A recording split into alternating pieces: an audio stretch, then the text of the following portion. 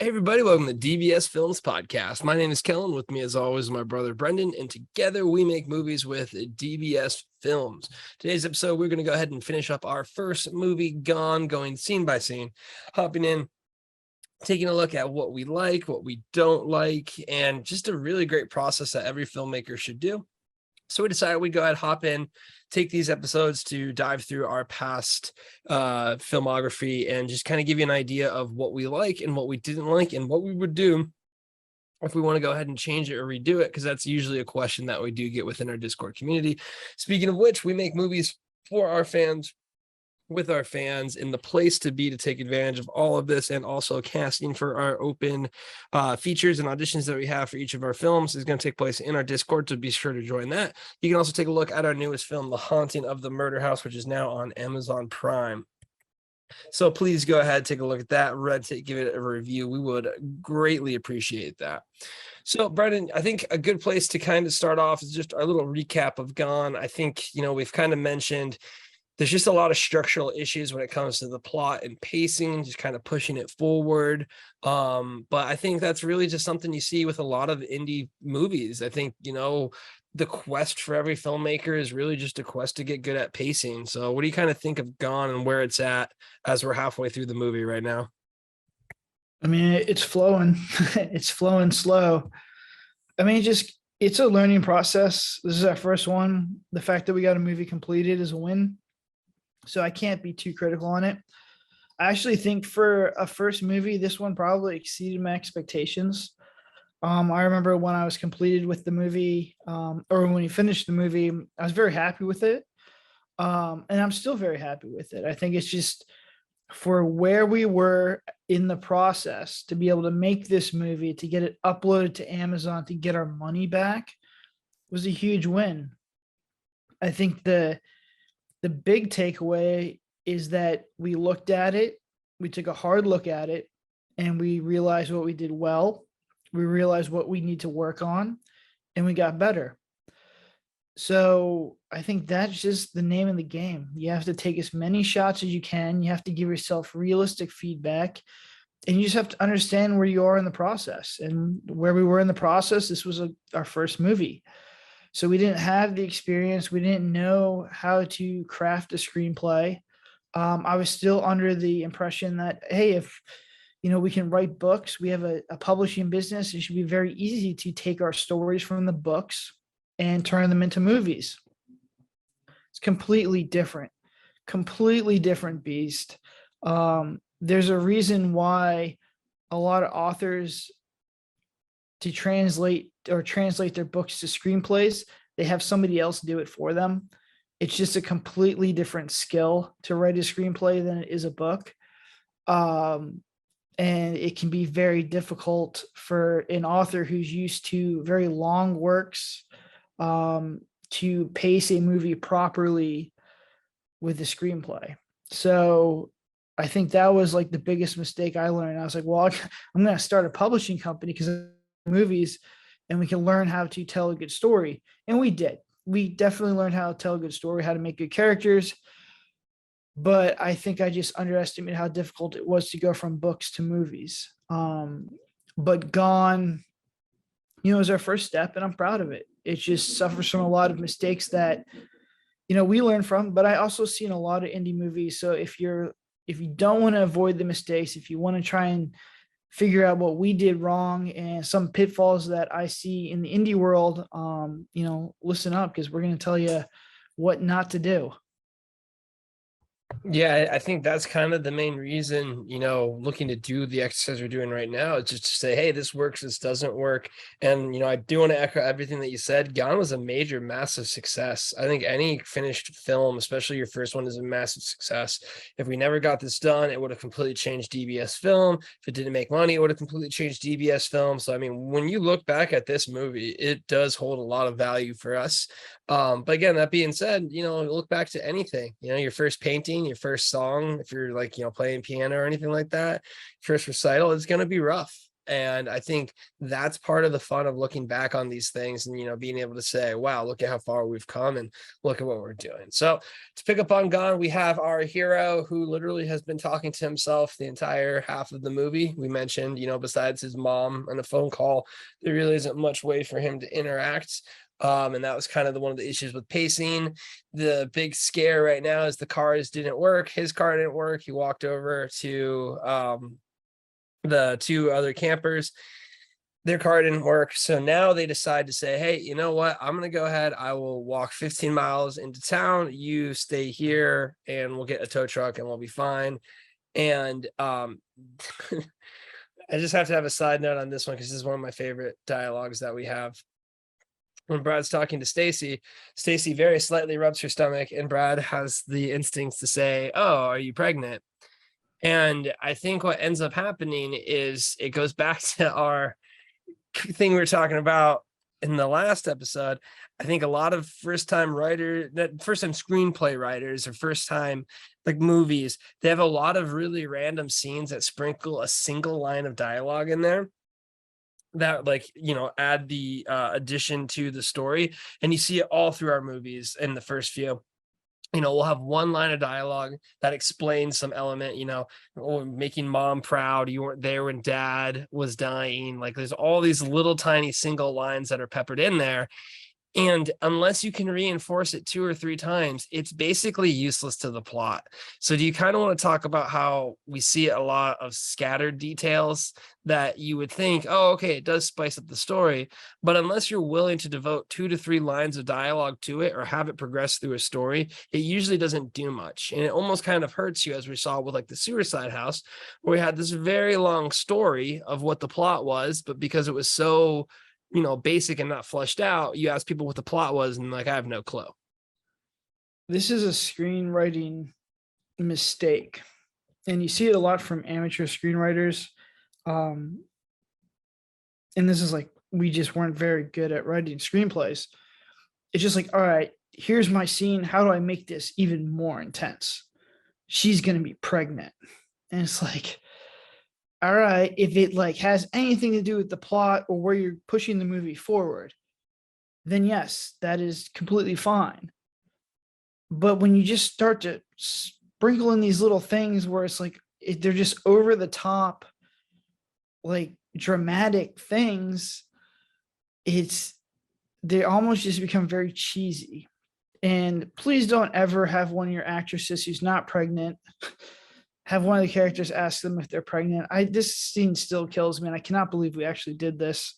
So for the actress who played Stacy, I am so sorry. But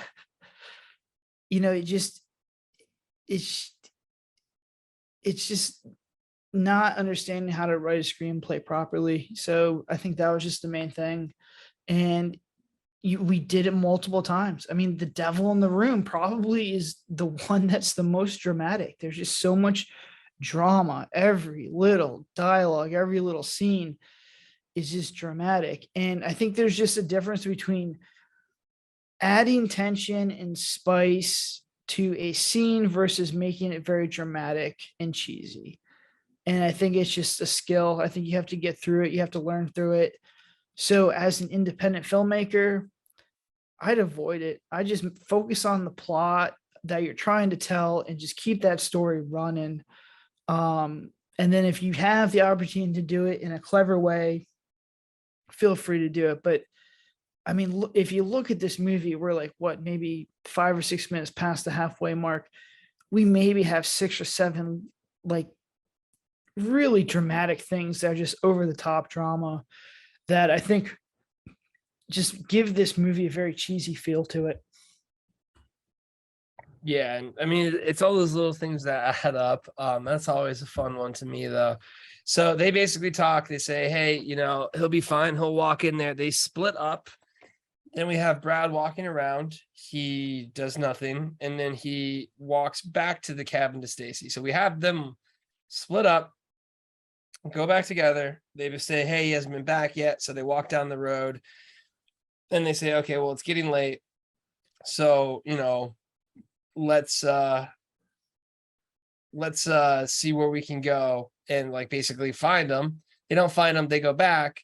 And then Brad, in the middle of the night, he sees Stacy getting ready to go out, and he's basically like, it's late out here, we're not going to find them.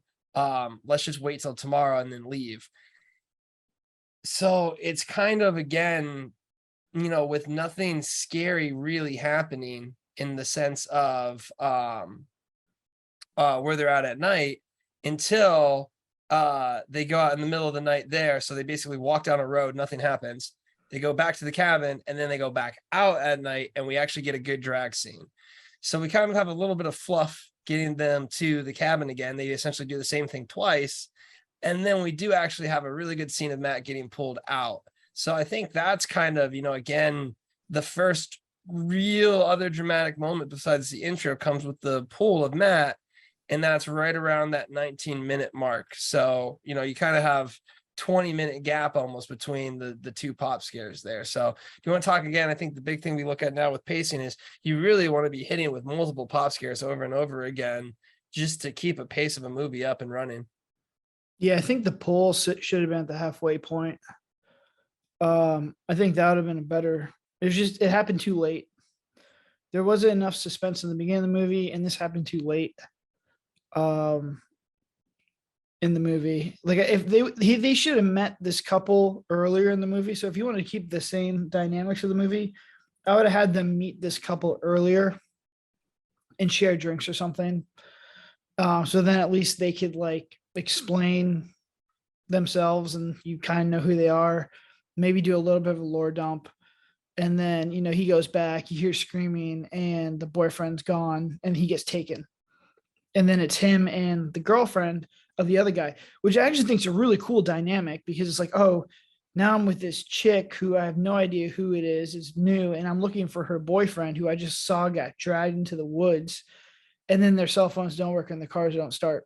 Now you have a whole nother movie heading into the climax, or not the climax, like the halfway point of the movie. So at this point, you're like, look, your tension's there because you saw somebody already get taken. There's tension because you're now working with someone the opposite sex of the guy who got taken, and you don't really know them too well. And then you have even more tension because your usual devices how to get out of that situation, which is your cell phone and your car, are not working. So I think that just by moving things around, you can take this movie and actually fix it up a little bit. We just didn't have the overall plot and the structure were there. It was just in the wrong order, and it wasn't like spiced up enough, essentially. Yeah, I think, you really want to look at, again, it's the one scare that we have. So we were using it as like a main scare, but this now, the pool scare would really be kind of a first lower tier scare for us almost, something we get out of the way quicker. So this starts creating a weird dynamic, in my opinion, because it goes back and forth between, at this point, Matt just got pulled, and Brad's like, hey, we need to calm down and be rational here. Could have been a bear. That apparently worked for a little bit. Did he really say it? Did he say it was a bear? Yeah, he says it could have been a bear. So he's but like, that's just as bad.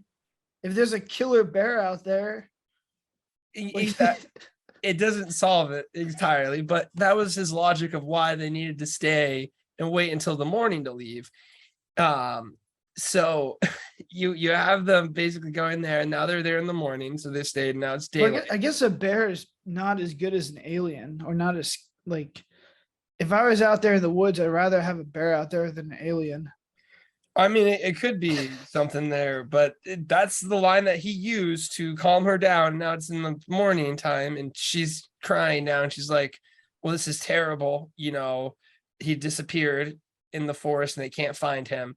And then what ends up happening that's so odd to me is it literally, like, the characters flip, and Brad then becomes super negative, and she's like fine and chipper, even though she just lost her fiance and they were dead.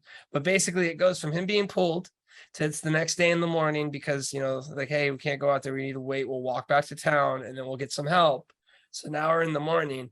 And I think honestly, this is a big example. There's like 3 nights in this film and it's 30 minutes. And I mean, like we've reduced our stuff down to now, like when you get to that takeoff point that we always talk about in the horror movies, and we try and get you there halfway or sooner, you're locked in for the rest of the night. You're either getting out alive or you're dying. And I think this is something where a lot of filmmakers will naturally space things out. And like, it just makes no sense, man. I mean, to have her stay and then wait another day. So you kind of want to talk about how this is something we see a lot. And this is something that even we did where you almost add a lot more days than it needs to be instead of just trying to fly, take off, and then run with it. Yeah, if you're an indie filmmaker, here's something to help you out. Everything happens in one night. It does a lot of things. Number one, you're going to avoid what Kel's talking about, which is having these like spacing issues. Number two, when you have multiple days, you can have multiple wardrobe outfits, and actors are not very good at staying in the proper wardrobe. So you're gonna have continuity issues. If you have it all in one night, you're wearing the same stuff and you're good to go. It's much easier to pace a one night movie than it is to do where you break it up. And we've had people be like, I don't even know what day it is. I'm like, well, what does that even have to matter? But the audience cares, man. So if you have one night, if you're an indie filmmaker and this is your first movie, try and do it all in one night. If you're doing a horror movie, just take your movie, condense it into one night, and you'll be in a much better space, because by doing one night, you're forcing yourself to take all the action, have it condensed, and it's going to be condensed. It's going to be faster. There's going to be more tension. It's going to be an all around better movie than having to spread it out. Because when you spread it out, they have to go to sleep. They have to wake up. They have to like do all these blocks. Your movie's gonna be very blocky, but you're also just gonna have like when they wake up, there's gonna be no tension. So you're already gonna have a couple scenes in there where there's gonna be no tension. If you have it all in one night, especially once stuff starts to happen, it's very easy to stack on top of each other. I think you're gonna have a much easier time making that movie. Yeah, I mean, I think it goes back to the core, thing that we talk about really again is pacing, and having it in one day means you're going to have pretty quick pacing. So they get on the road again. And as I mentioned, it's kind of like Brad's now kind of being like the negative one, even though Stacy literally just lost her fiance. So they're walking, and this was kind of this was like the core concept and scare. Man, they walk for like a good 3 minutes straight here. It's kind of all we have them doing. And then they turn back and they get to the cabin. And this was like the biggest scare there. And I think it falls flat just like the car starting. And I think it's almost one because it's kind of expected, two because it's not really done. It's also during the day, which isn't that scary, but essentially they walk straight in one direction and then they end up back at the cabin. Textbook horror, we're walking in circles, something's messing with us. I think this does add to the element of the alienness and like the mystery of it, which some people do like again within the Discord and whatnot. But to me, this was just us falling so short on a trope and executing it so poorly. But with that being said, this is step one in learning something. Try and poorly execute something and then you learn from it and you can do it. So if you want to talk about this whole scare of seeing the house again, because I really feel like if I had to point to something of like the core, what would be the scene that we build from was this one. And man, didn't really hit in my opinion. Yeah, I think I think the two scenes that we really like, I'm trying to look back on how when we were doing the outline. This scene definitely was the one that was going to catapult us to the climax. Because it was like, all right, look, they're making progress. They're finally getting away from this place. They're doing really well. They're soon going to be out of here, and they can finally get help. Help's right around the corner, and then they turn that corner thinking that they're going to be out of this woods, and all their progress is lost, and it's just back to the cabin. And when we were writing the script, I remember being very excited about this. I was like, this is going to be a great scene. It's going to be excellent. The tension, everyone's like ready to just be like, yes, this movie's like, or the characters are, there's going to be this release of relief, like they're finally going to be free. And then it's going to be thrust into the climax because this crazy, like they're just trapped now. And this is a mental thing. Like what's going on? Is it the aliens? And it just fell flat. It was during the day. It doesn't really make any sense at all. Because if you watch like where it comes from like Blair Witch, I believe, where they were just going in circles in the woods. Well, yeah, you can do that because this is the woods and there's no like objects to essentially give you a reference point. So walking around in circles isn't very difficult. This was like there's cabins and roads and things that they should have known were there. So it kind of doesn't really make any sense. And because there was no real tension building up to it was the other problem. I think they were just talking for like a minute. So it never really had the tension. It never hit that. Because if you're going to do this, you need to make sure at this point, it's like all hope is lost. That's the feeling that you should get. It should be a gut punch feeling. And we were nowhere near that with this one. So that being said, it's a learning experience. And I don't know if I'd ever do that again because it's hard to pull off. This is a tricky one. You do see it a lot in movies that do this kind of thing, but I struggle to try and find ones where people have done it well. And usually in the indie horror movies that I've seen do this, I'm like, oh, here it comes. They're going to turn that corner and they're going to be right back where they were. And when I see it, I'm just like, oh, geez, like we did that and gone. It doesn't work very well.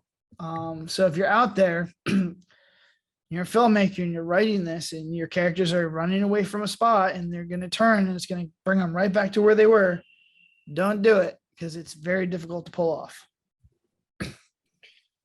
Yeah, I think it really is the case where, a swing and a miss is kind of the big thing. And it's one of those where like, you don't know until you know. And I think now we know because of all the movies we made when something's going to have an oomph and when something's not going to have an oomph. You know what I mean? So like, it's really easy to figure out just the different levels you're able to, see with a spice. And like, in hindsight now, when we look at it, of course, this one's going to miss it. And as you mentioned, the entire road scene was them just doing a dialogue. They're kind of fighting back and forth. She's like, this doesn't make sense.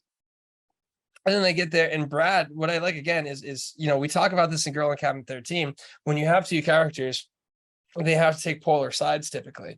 And then these polar sides, you have Brad, who is now frantic of like, what's going on? This is ridiculous. This shouldn't happen. And Stacy trying to calm him down. And the odd part with that is Stacy should be way more frantic. Stacy literally has lost her fiance. And it just puts you in an awkward position as characters when like at this point in time, and I think this is a good thing to kind of touch on this is about 3 minutes from the end of the movie for the most part. Like this is 4 minutes away from the end.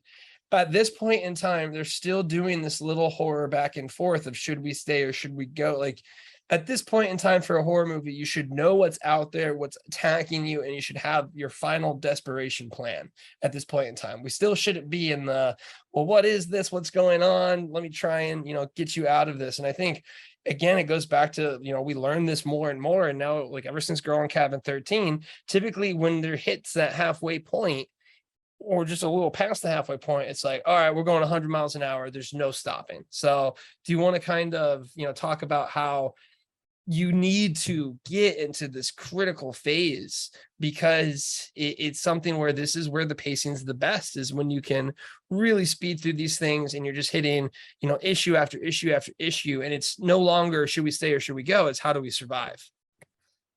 Yeah. I mean, right now our movies are about an hour, 15, hour, 20 minutes. I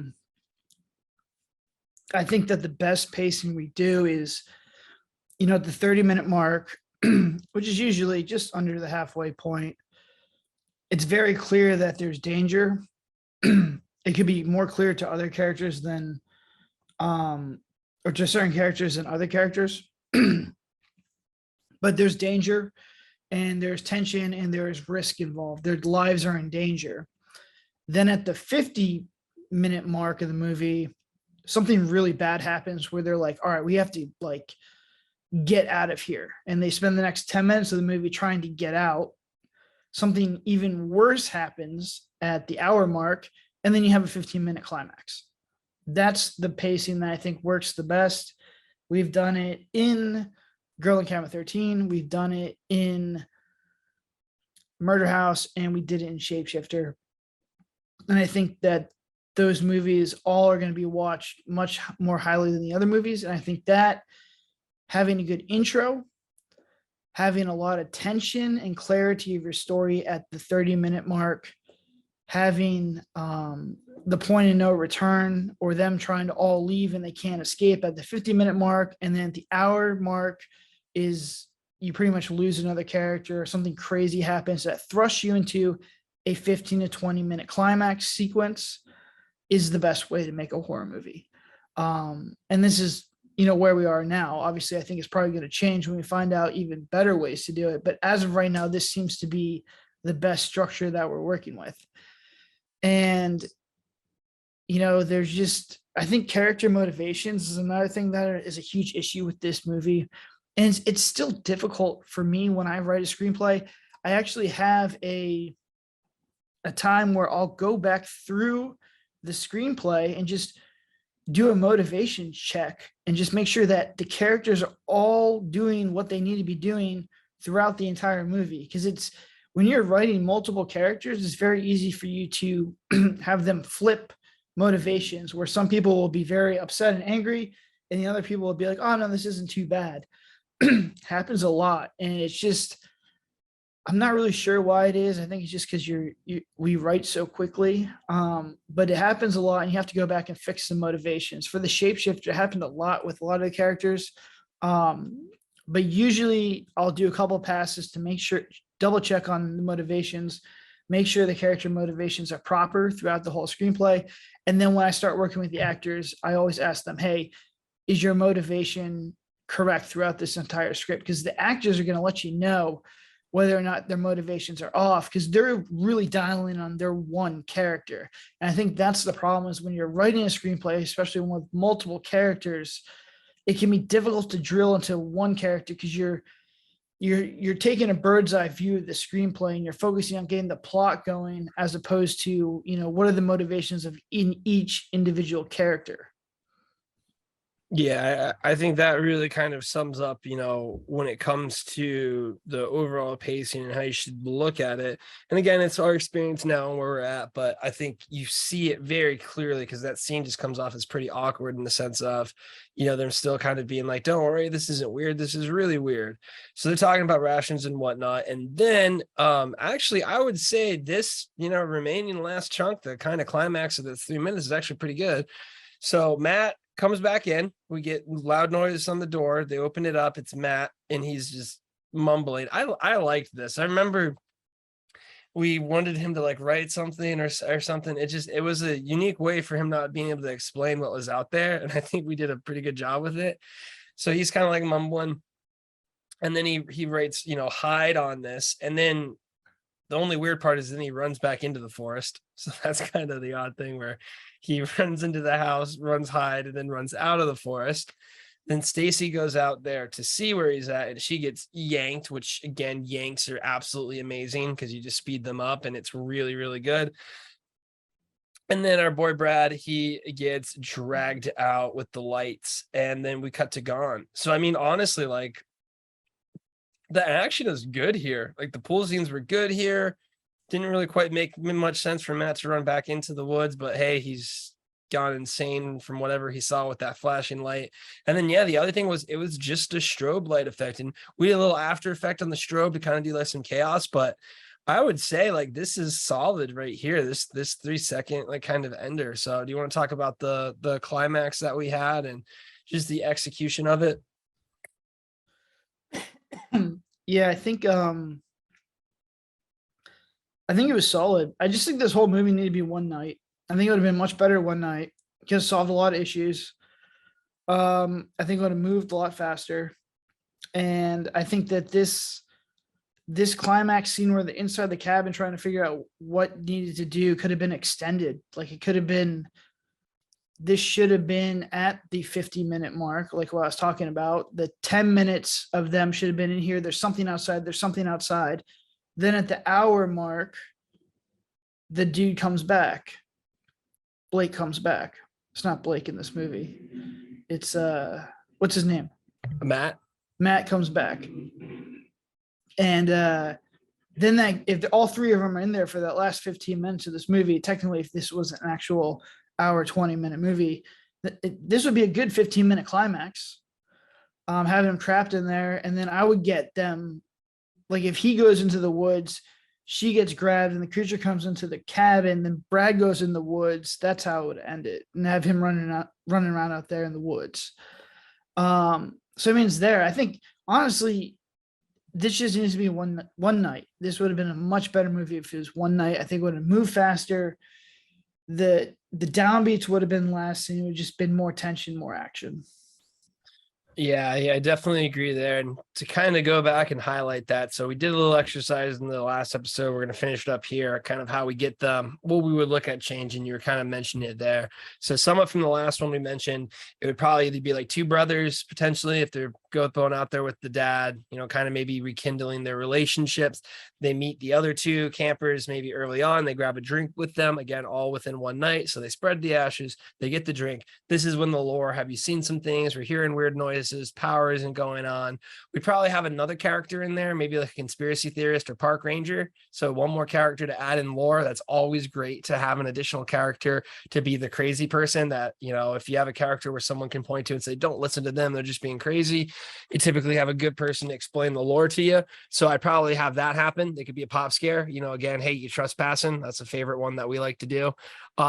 So you have the trespassing one.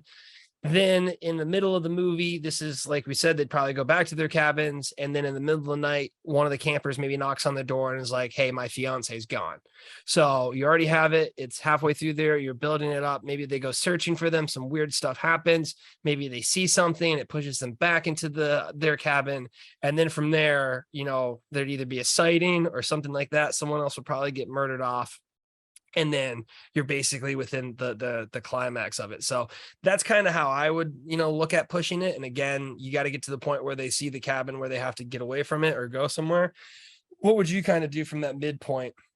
Like I said, it's one day and we kind of left off with them, someone's gone. So one of the characters is gone now. And like, it's the stakes are being rose or right. The stakes are rising right now, but they're not quite to the point of no return. So where would you kind of pick up from there for the Gone remake? Yeah, I mean, I think having like a rancher character and like someone's killing his livestock or something is killing the livestock, and he's the one who kind of like drops the lore. He's like, this isn't any like coyotes or anything like that. He's like, these things are like just like picking the cows and the cattle clean. He's like, I ain't seen nothing like it. Build your lore. I still like the two brothers thing because then you can kind of get your spice in there with their like broken relationship kind of thing. And then you need another character who just gets taken. At that point, I do the drag scare, and you just need to just honestly follow what Gone has an outline, in the movie, where they would go looking. They'd at this point probably see the creature or see like a quick glimpse, sort of like what Signs was, where it kind of quickly ran across the tree line. They they try and go to get out of there. Their cars don't start, their cell phones don't work. They go back inside the cabin and try and figure out what to do. And that's when that person who got taken comes back and he's all messed up. His tongue is missing or some kind of crazy things going on. Then they're stuck in this cabin and the creature's like right outside. It's like messing with them. That person goes crazy, goes outside. He gets like yanked. And then you have the two brothers running through the woods. And then however you want to, if you want to kill them both, or if you want to have one sacrifice themselves, if you want like a sentimental ending, that's how you do it. Or they both two can survive. It's up to you at that point. That's probably how, like off the top of my head, I probably do this movie. One night, keep it clean, move it forward. And I think you have something. I don't know if it's gonna be good.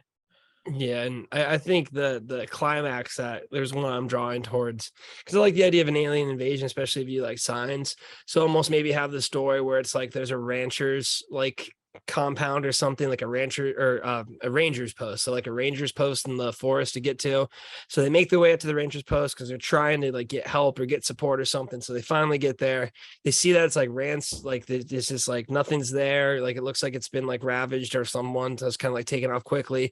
And then I'd have it where they finally get like communication working like radio, and I'd have it where there's almost like a emergency distress signal saying that like the an alien invasion has occurred, like flee the cities. And then you kind of almost have a little twist of it where, hey, they're just experiencing one little sighting, it's not a single one. And I think that's just, again, if you can have a little ending hook or twist or something like that, because with this movie, he gets pulled out and there's no questions answered. So I think, this is something to kind of talk to a little bit in the end, because I think the ending is pretty flat in the sense of nothing happens. We almost do a double ending in our movies now, where we pull them away and sense like we chop it off. Here's exactly how it ended for this couple or this team or the characters, but then we have but that's not it. Someone sees Sonny and the girl in cabin 13. Someone goes back to the murder house. Joe ends up being part of the incident. Just all of these different things, we end up almost having a second hook to it. So you want to talk about how when you do have an ending, it's always good to think of what's that extra little twist to it to kind of answer your questions, but also leave it open. And if you do it correctly, you get really good feedback like we got in the murder house. Yeah, I think just keeping it open ended. Because number one, if it takes off, you could always easily put a sequel to it. But I think a lot of people, the people who, I think there's two people who watch movies. The first people will watch a movie, they'll enjoy it, and they'll just move on to the next thing. And then there's the other group of people who watch a movie and are just like, they want to have a discussion about the movie. They want to figure out what's going on. They look into it deeper. And if you have like a little bit of an open-ended ending like that and keep it a little bit vague, I think those viewers really enjoy that because they enjoy trying to figure out like what's going on. And it kind of rewards them. And I've always tried to get people to, when reviewing or looking at movies, don't say this was good or this was bad. I think those are really bad ways to review movies. And I don't think it's beneficial to the filmmaker. What I'm trying to do is get a dialogue, a discussion going. Why do you think this was good? Why did you think this was bad?